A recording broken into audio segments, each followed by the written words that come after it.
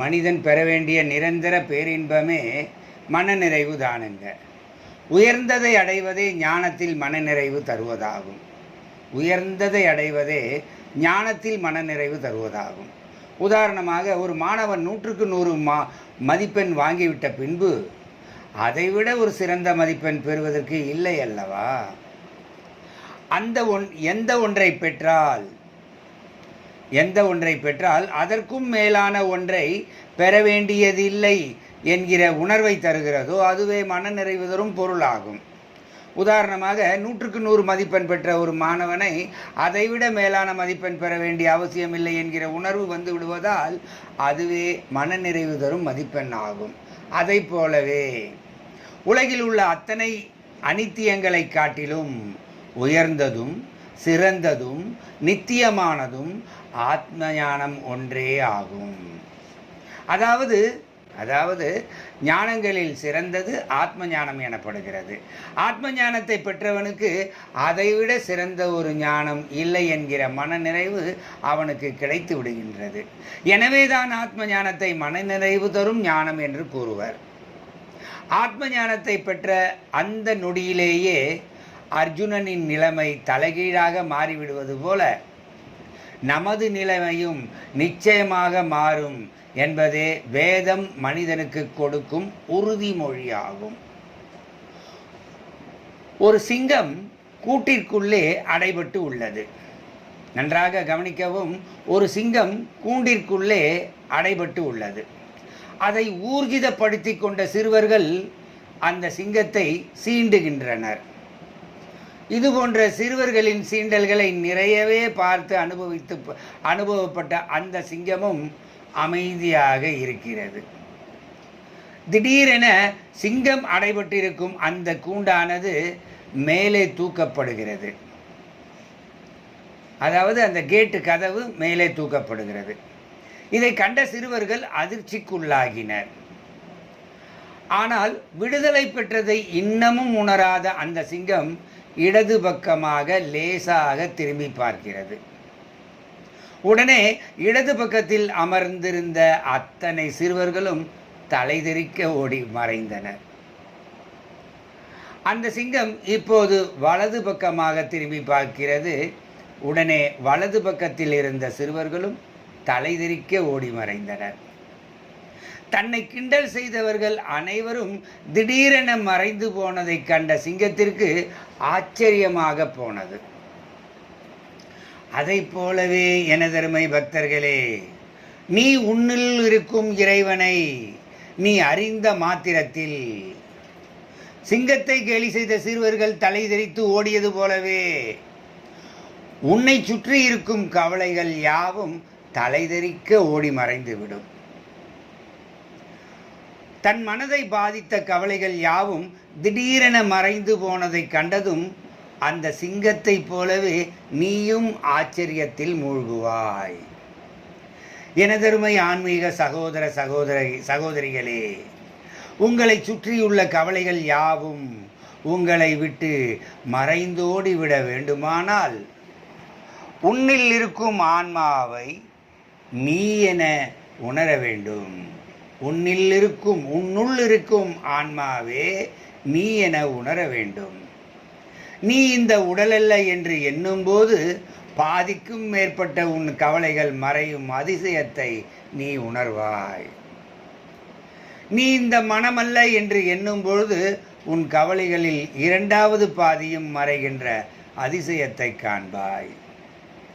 இறுதியாக ஆத்மாவின் மேன்மையான குணங்கள் யாவும் உன் குணங்களாகி உன் மனதுள் நிலை பெறும் பொழுது உன் மரணக்கவலையும் மறைவதை உணர்வாய். இப்போது நீ எந்த கவலையும் இல்லாத காரணத்தால் நீ ஒரு நிரந்தர சந்தோஷத்தை இந்த பிறவியிலேயே இப்போதே நீ அனுபவிப்பாய். இதுவே சச்சிதானந்தம், இதுவே ஆத்ம தரிசனம், இதுவே ஜீவன் முக்தி, இதுவே பூலோக மோட்சம், இதுவே தன்னுள் தன்னை உணர்தல்.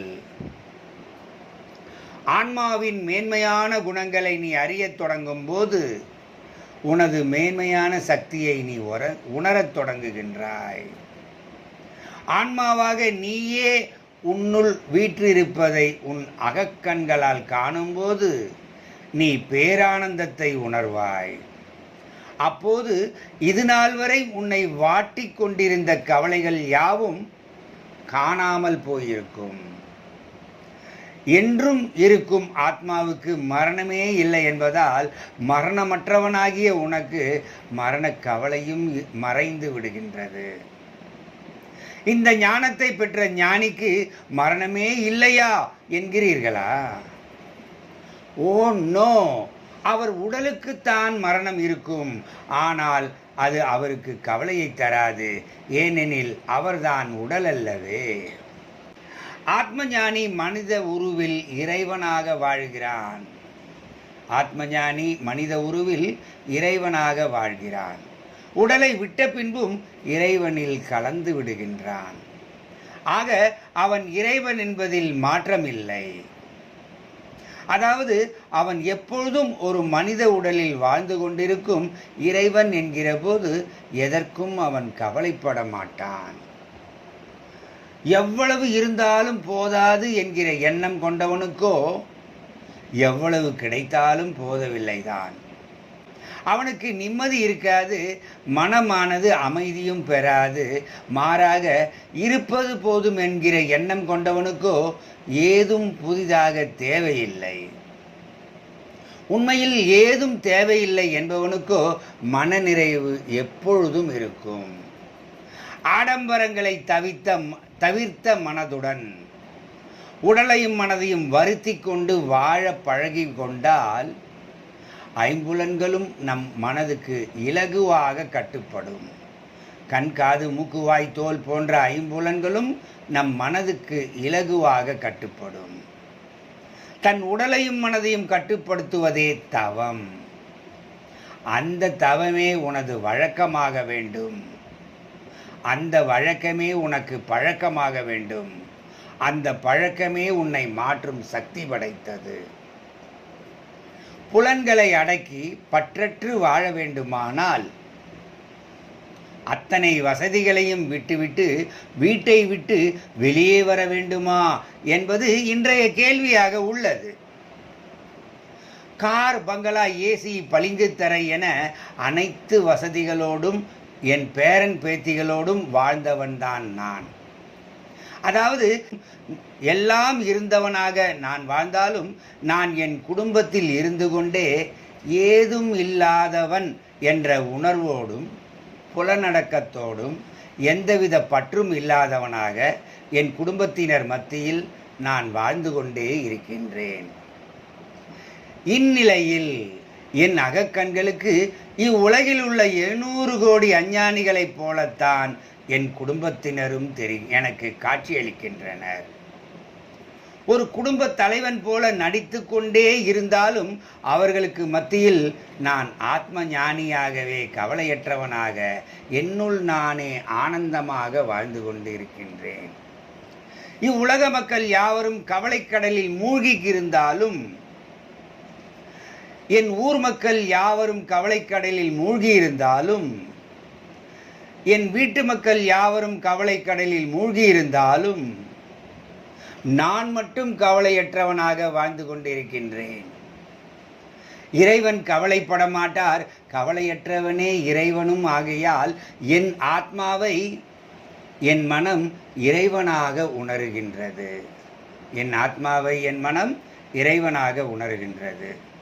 அதுபோலவே நீயும் வசதிகளோடு இருந்தாலும் இல்லாவிட்டாலும் உனது உடைமைகள், உறவுகள் மீது பற்று இல்லாததொரு மனப்பக்குவத்தோடு நீ உன் குடும்பத்தில் இருந்து கொண்டே புலனடக்கத்தோடு பற்றற்று வாழ வேண்டுமானால் என்னைப் போல நீயும் உனக்கு உள்ளே ஆத்ம ஞானத்தில் நிலைக்க வேண்டும்.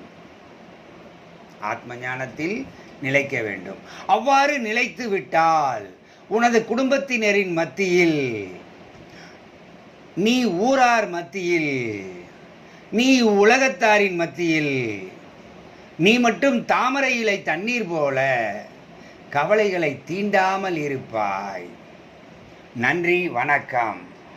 இது போன்ற தன்னுணர்வு தேடுகின்ற 290 பதிவுகள் கொண்ட 832 பக்கங்கள் கொண்ட புத்தகத்தை வாங்கி பலனடைய விரும்புவோர் உங்கள் தொலைபேசி எண்ணை தெரிவிக்கவும்.